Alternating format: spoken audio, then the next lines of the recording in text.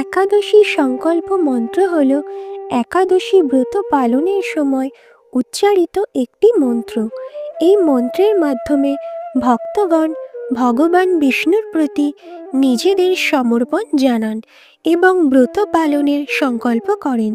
মন্ত্রটি হল ভক্ষ্যামি পুণ্ডরীকাক্ষ শরণং মে ভাবাচ্যুত প্রসিদ সুমুখনাথ জ্ঞান দৃষ্টিপ্রদক ভব। ভাবার্থ: হে পুণ্ডরীকাক্ষ, আমি আপনার ভাবনায় মগ্ন হয়ে আপনার শরণাগত হয়েছি।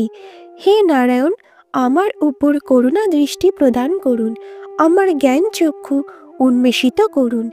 একাদশী সংকল্প মন্ত্র উচ্চারণের গুরুত্ব।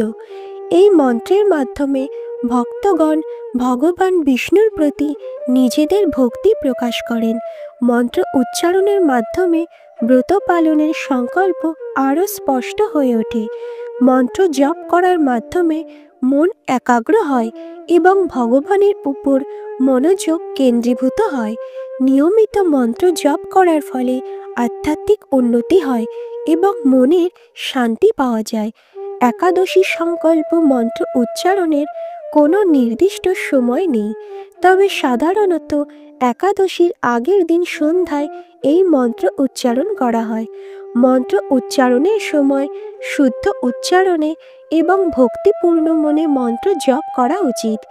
মন্ত্র উচ্চারণের পাশাপাশি একাদশীর বিধি নিষেধ মেনে চলাও খুবই জরুরি। আশা করি এই ভিডিওটি আপনার জন্য উপকারী হবে।